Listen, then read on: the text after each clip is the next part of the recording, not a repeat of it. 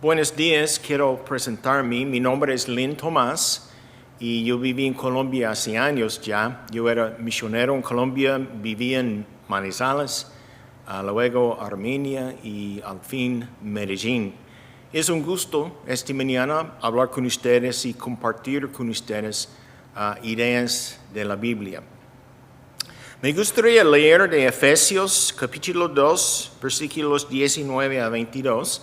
Si quieren ponerse de pie, pueden, mientras yo leo esos versículos. Estamos leyendo de nuevo de Efesios 2, versículos 19 hasta 22.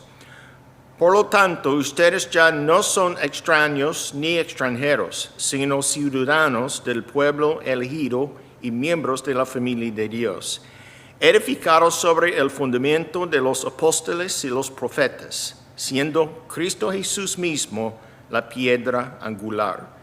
En él todo el edificio bien armado se va levantando para llegar a ser un templo santo en el Señor. En él también ustedes son edificados juntamente para ser morada de Dios por su Espíritu. Pueden sentarse si quieren. Antes de hablar sobre esos versículos, me gustaría hablar un poco sobre la historia de la misión colombiana de parte de la Iglesia Presbiteriana Cumberland.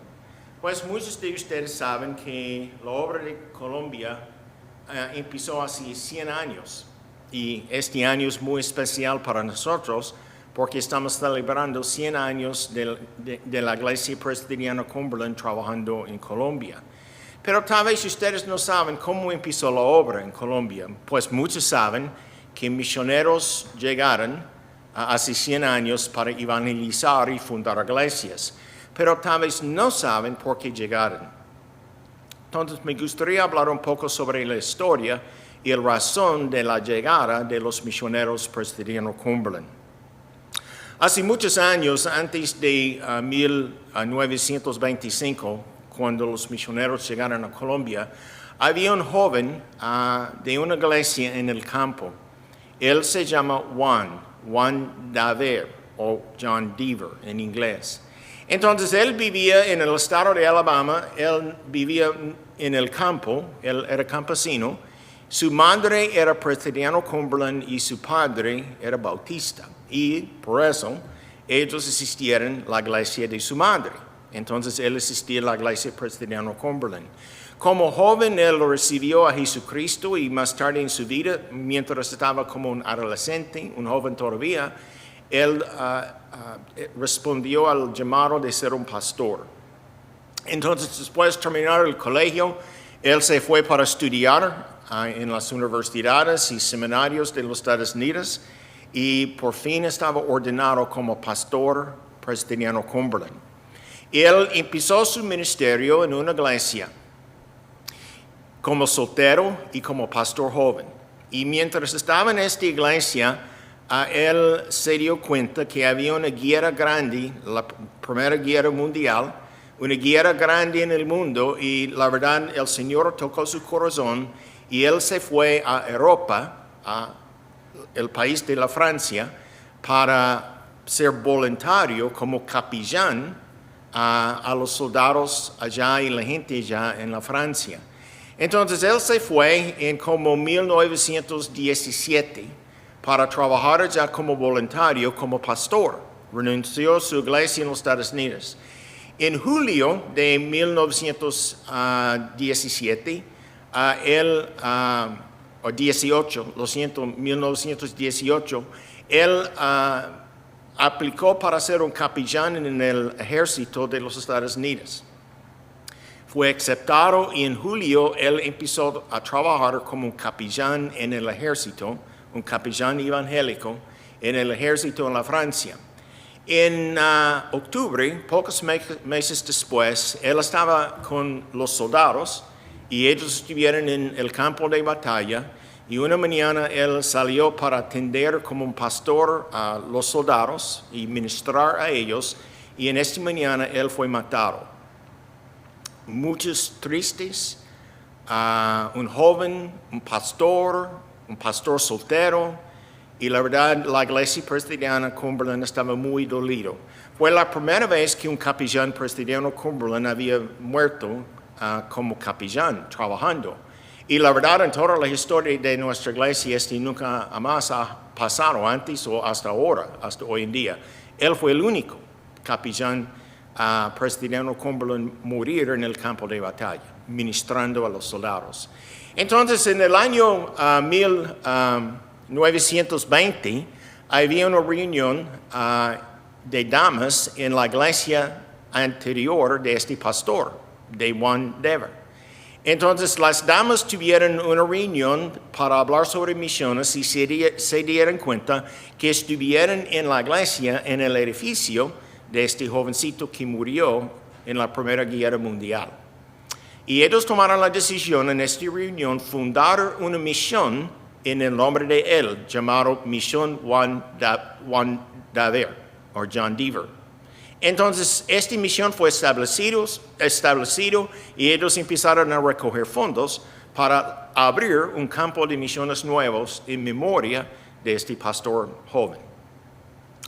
Entonces, en más o menos el mismo año, ellos se dieron cuenta que había un pastor, se llama Reverendo Swartz, y él dijo que él estaba interesado en irse al campo de misiones como misionero. Entonces ellos empezaron a hablar con él y lo preguntó si él estaba disponible para irse al campo de misiones para fundar iglesias en el nombre en memoria de Juan Dever.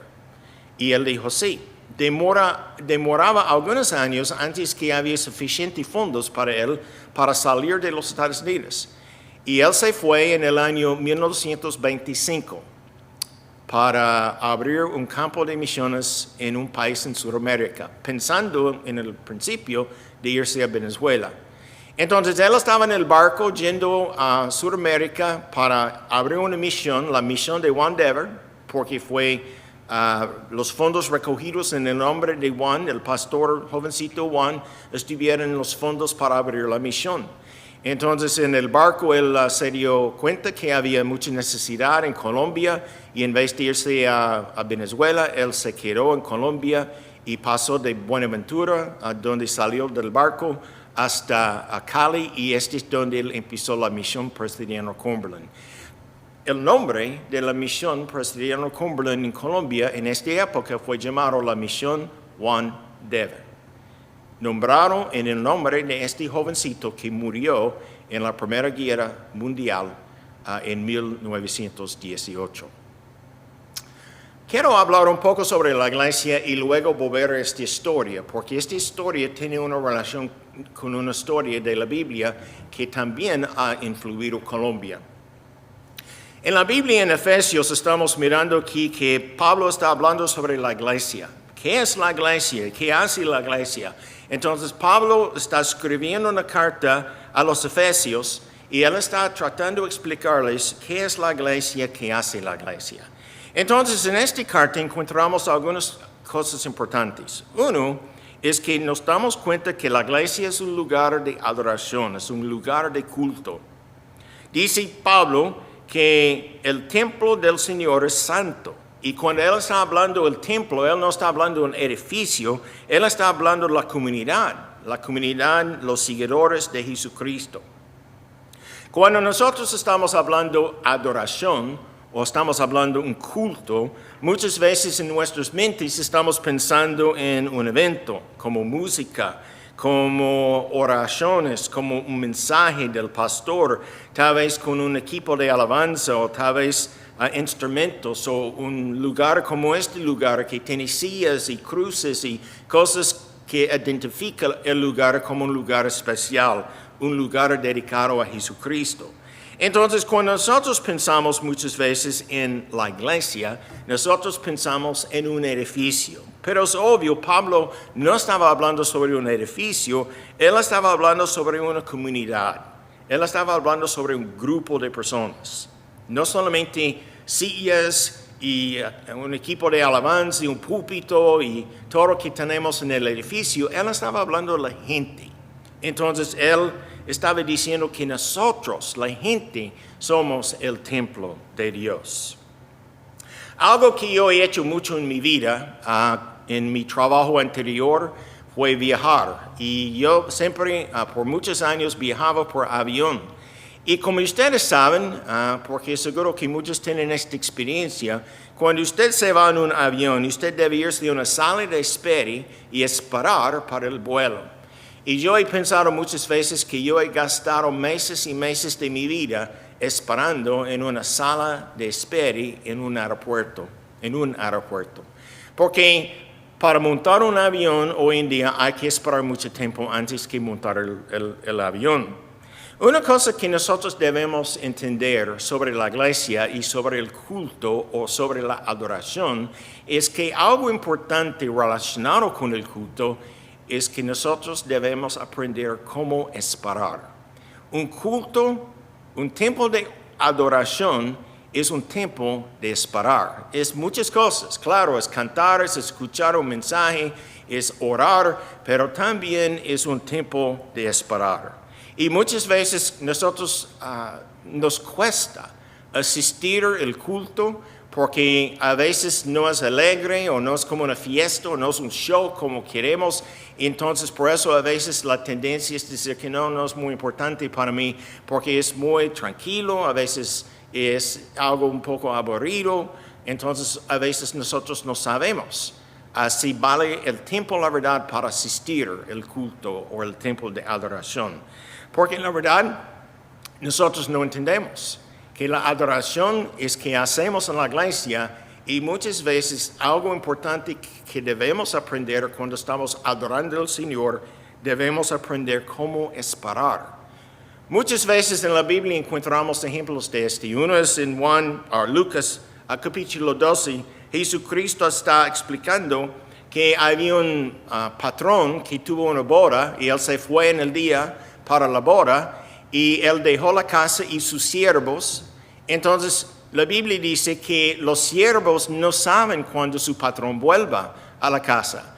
Pero Jesucristo dijo, el siervo fiel, el siervo prudente, es el siervo que va a quedarse pendiente toda la noche esperando que su patrón vuelva. Jesucristo dijo que los que esperen para el Señor están bendecidos. Bienaventurados los que esperan para el Señor. Es que Jesucristo estaba diciendo. En Lucas capítulo 2 hay una historia hermosa sobre la esperanza de una pareja. Había una pareja de viejitos, se llama Simeón y Ana. Y la Biblia dice que ellos estuvieron en el templo de Israel todos los días, en el templo de Jerusalén. Y estuvieron todos los días esperando la Mesías. Y la Biblia dice por fin, pues María, Josué y Jesús llegaron cuando Jesús era un infante. Ellos llegaron al templo y María y Josué estuvieron allá para dedicar a su hijo nuevo. Y la Biblia dice que Simeón y Ana estuvieron tan contentos y tan alegres porque ellos dijeron, hemos esperado todas nuestras vidas para ver la Mesías y aquí está. Y la Biblia está mostrándonos que ellos reconocieron que Jesucristo, aún como infante, ellos se dieron cuenta que Él era el Mesías. El punto es que ellos tuvieron que esperar casi todas sus vidas.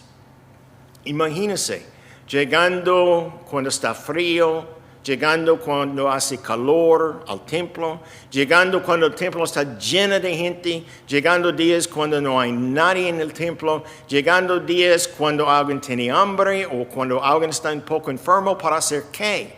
Para esperar la llegada de la Mesías.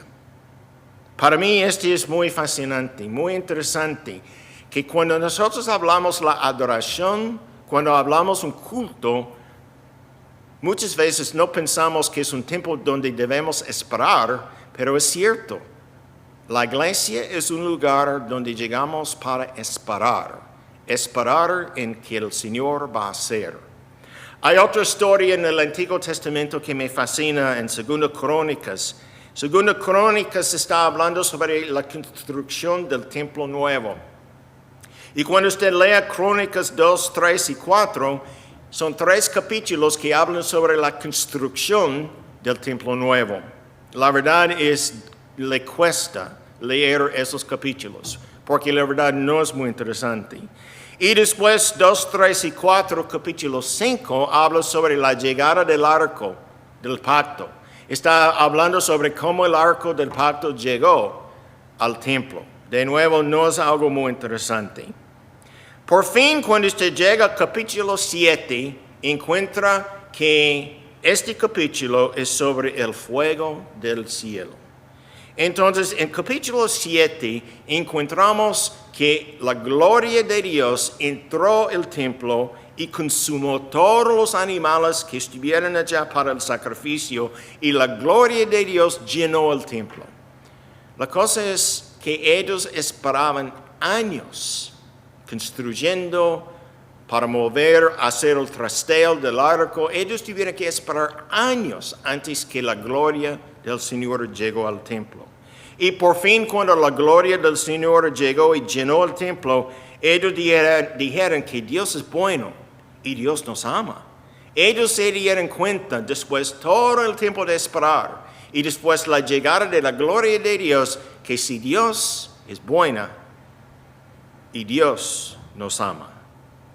Hermanos y hermanas, una cosa que debemos reconocer en la iglesia es que cuando venimos a la iglesia, venimos para escuchar la palabra de Dios, venimos para cantar, venimos para orar, pero también uno de los propósitos para venir es venir y esperar la llegada del Señor, como Jesucristo enseñó en el Nuevo Testamento y como encontramos aún en el Antiguo Testamento. Si nosotros queremos ver la gloria de Dios, si nosotros queremos experimentar la presencia de Dios en nuestras vidas, nosotros debemos aprender que algo importante que hacemos como parte de la adoración, como parte del culto del Señor, es que debemos esperar y esperar y esperar. Entonces, cuando usted llega a la casa hoy y amigos o familiares le preguntan, ¿qué hicieron en la iglesia hoy? Tal vez la respuesta es no. Estuvimos esperando para la gloria del Señor. Esto es que hicimos. Y ellos van a preguntar, entonces, ¿el Espíritu Santo llegó? ¿La gloria de Dios llenó la iglesia? Y tal vez la respuesta es que no. Este domingo no. Entonces, tal vez van a preguntarte, entonces, el domingo entrante, ¿qué va a hacer? Y la respuesta es que yo vuelvo. Yo vuelvo cada domingo. Yo sigo esperando hasta que la gloria de Dios llega y podemos experimentar la presencia de Dios. Esto es que encontramos cuando estamos hablando de la adoración. Estamos encontrando personas que se dieron cuenta que si quieren encontrar al Señor y experimentar al Señor en su vida, hay que dedicar el tiempo y esperar. La sala de espera, esta es la iglesia. La sala de espera es cuando llegamos a la iglesia, al culto, y esperamos la gloria del Señor.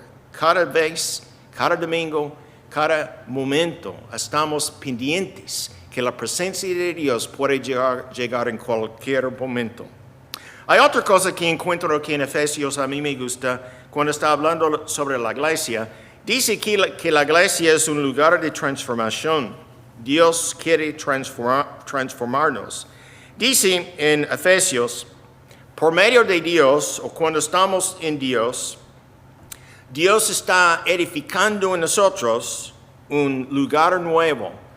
Y este lugar nuevo, este edificio nuevo que Dios está haciendo, es un lugar donde Dios puede entrar y morar.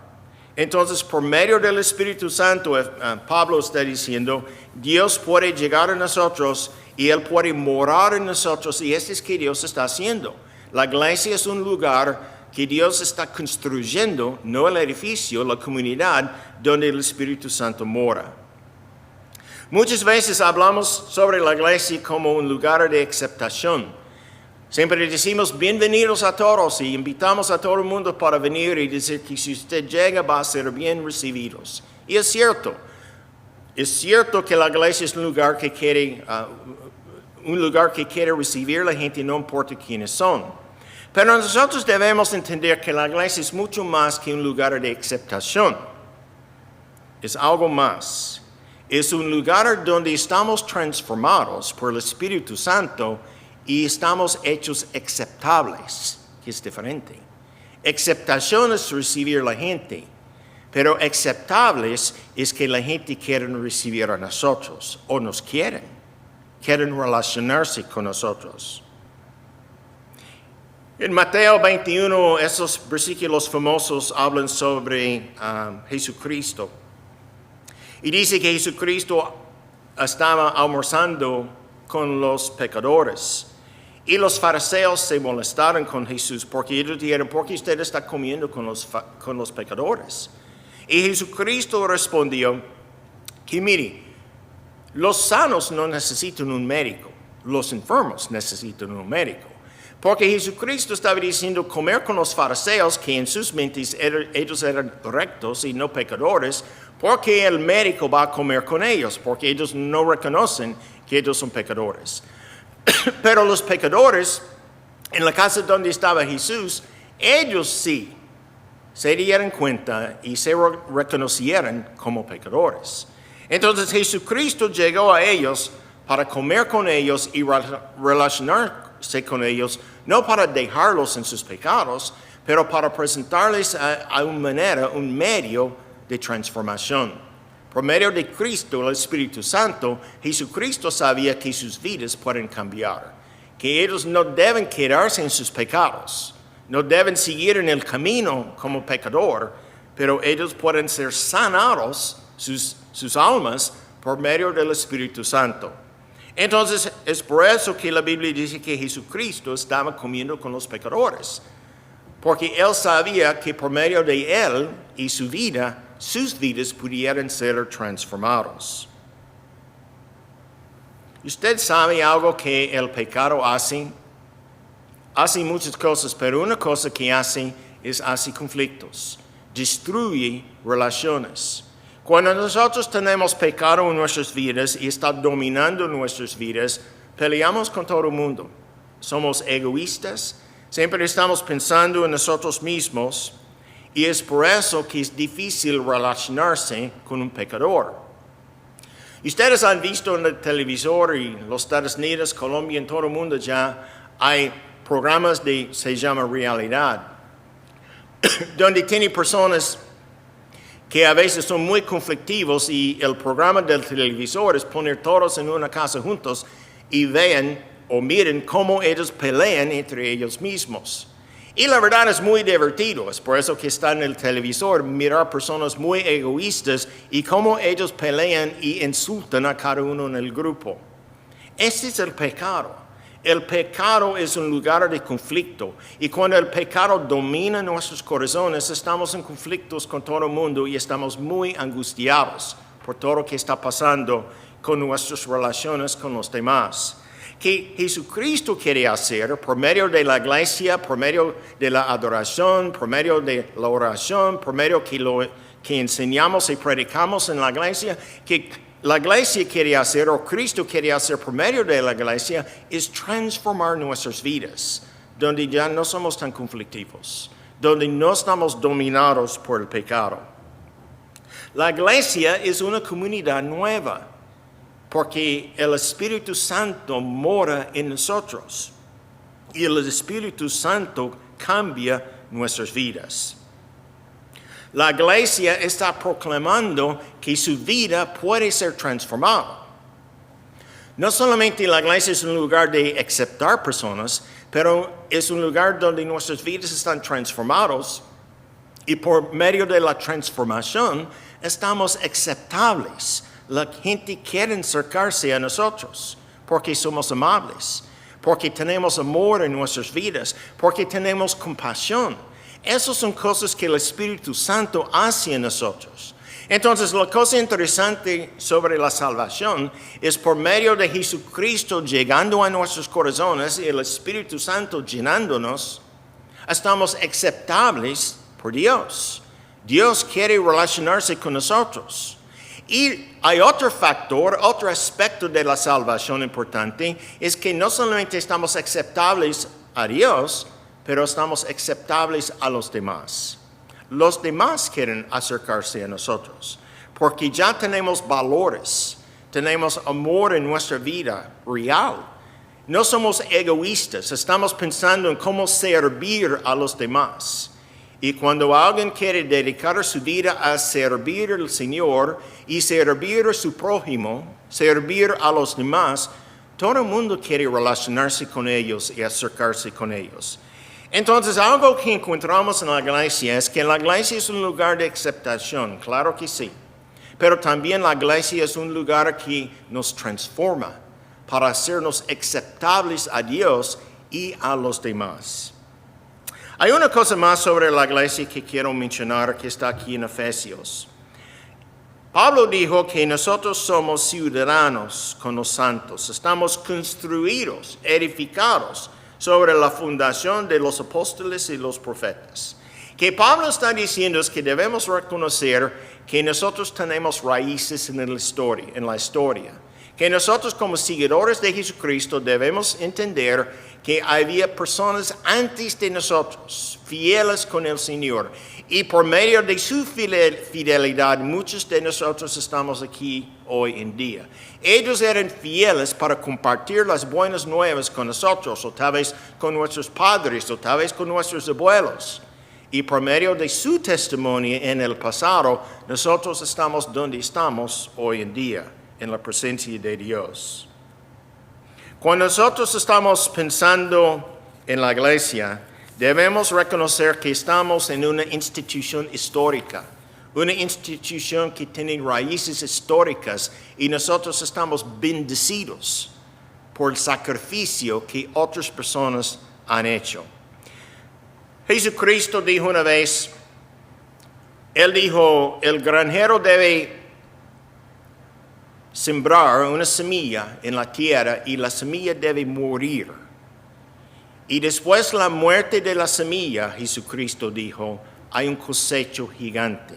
Y Jesucristo estaba tratando de explicar que si va a seguir a Dios, hay que morir a sí mismo. Hay que sacrificarse. Hay que entregar su vida y decir a Dios, yo quiero irme donde tú quieres, no quiero irme donde yo quiero. Yo quiero entregar mi vida y morir a mí mismo para seguirte. Esta fue la idea de sacrificarse para el Señor. Cuando nosotros estamos hablando del nacimiento de la iglesia, hay una iglesia muy importante en la Biblia, en la historia de la iglesia que debemos reconocer. Y esa es la iglesia de Antioquía. Déjame explicar el origen de la iglesia de Antioquía. Cuando nosotros estudiamos en Hechos, qué está pasando en Hechos, encontramos un jovencito, un soltero joven, se llama Esteban. Esteban era un seguidor de Jesucristo, uno de los primeros. Entonces él estaba en Israel predicando las buenas nuevas de Jesucristo en las calles de Jerusalén y en otros lugares de Israel. Y los fariseos se molestaron con él. Entonces ellos sacaron a Esteban afuera a la calle y ellos empezaron a lanzar piedras a él para matarlo. Y recuerde, había un hombre allá que se acercó a los fariseos. Él era fariseo también, se llama Saúl. Y más tarde su nombre cambió a Pablo. Saúl estaba allá al lado de ellos ayudándoles a matar a Esteban. Y la Biblia dice que Esteban murió. Estaba asesinado por esos grupos de fariseos. Pero la historia no para allá. La cosa sigue, la Biblia sigue diciendo en Hechos algo importante que pasó después de la muerte de Esteban. Dice ya la Biblia que después de la muerte de Esteban, que muchos seguidores de Cristo se asustaron. Ellos no quisieron renunciar a su fe en Cristo, pero tomaron la decisión huirse, salir de Israel y irse a otro país donde tuvieran libertad, adorar a Jesucristo y proclamar a Jesucristo. Entonces la Biblia dice que ellos se fueron a una ciudad afuera de Israel, se llama Antioquía. Era una ciudad en que hoy en día es Turquía. Entonces se fueron lejos de Israel y empezaron a vivir allá, y cuando llegaron allá como seguidores de Jesucristo, ya libres de los fariseos, ellos levantaron una iglesia en Antioquía. La cosa interesante sobre la iglesia de Antioquía fue la primera iglesia fuera de Israel, primera iglesia cristiana. Y la otra cosa interesante sobre esta iglesia de Antioquía es que esta iglesia tenía judíos y gentiles, los dos. La primera iglesia con judíos y gentiles juntos. Entonces esta iglesia empezó a ministrar y a adorar al Señor y expresarse y a estudiar las enseñanzas de Cristo, y después un poco tiempo algunos más llegaron de Israel y uno de ellos eran Pablo y Bernabé. Ellos llegaron a Antioquía, todo el mundo asustado al principio porque era Pablo, que antes estaba matando cristianos, pero ya él llegó con Bernabé y todos dijeron que no está bien porque su vida está transformada ya. Él es un hombre totalmente diferente. Entonces la iglesia de Antioquía hizo algo nuevo. Ninguna otra iglesia en toda la historia había hecho que Antioquía hizo. La tercera cosa que ellos hicieron fue enviar misioneros.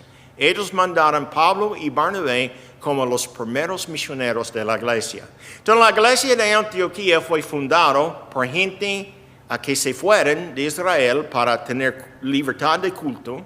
También era una iglesia de judíos y gentiles, y también era una iglesia, la primera iglesia, mandar misioneros afuera de su iglesia a otros países.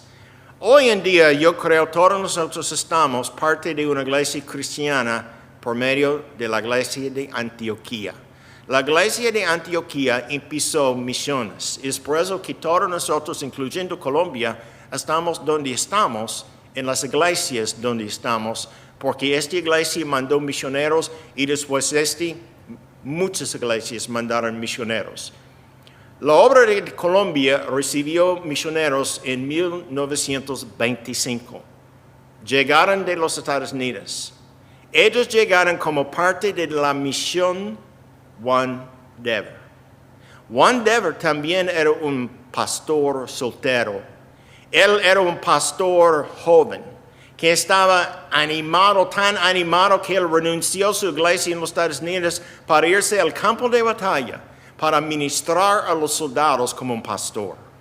Y murió. Sacrificó su vida en el ministerio. Y como resultado ya, hay una iglesia grande y creciendo en Colombia, fundado por la misión Juan Dever. La iglesia es un lugar de sacrificio.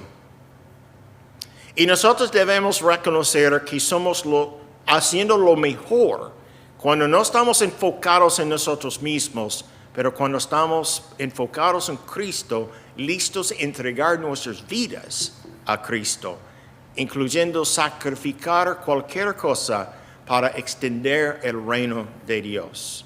Nosotros debemos apreciar que es cierto, la iglesia es un lugar hermoso, es un lugar de amistad, es un lugar de alabanza, es un lugar muy tranquilo, pero también es un lugar donde vinimos como grupo para encontrar cómo sacrificarnos, cómo poner la semilla en la tierra y esperar que haya un cosecho por medio de la muerte de esta semilla. Nosotros muchas veces pensamos que es el individuo que debe sacrificar su vida y seguir a Jesucristo, y es cierto, pero también es la iglesia. La iglesia local debe sacrificarse, mandar misioneros, sacrificarse, mandar fondos para apoyar a los que tienen necesidades, sacrificarse para proclamar las buenas nuevas, a veces cuando la gente tal vez para molestarse con la proclamación que estamos haciendo. Nosotros también como iglesia debemos apreciar la realidad que nosotros como iglesia debemos sacrificarnos también. ¿Qué es la iglesia? La iglesia es un lugar de adoración y una parte importante de la adoración es que debemos esperar en el Señor. ¿Qué es la iglesia? La iglesia es un lugar de transformación, donde estamos transformados, vidas cambiadas, donde estamos aceptables ya, la gente quiere acercarse a nosotros. ¿Y qué es la iglesia? La iglesia es un lugar de sacrificio, donde nosotros sacrificamos sabiendo que por medio del sacrificio hay un cosecho gigante. Hermanos y hermanas, que Dios los bendiga. Amén.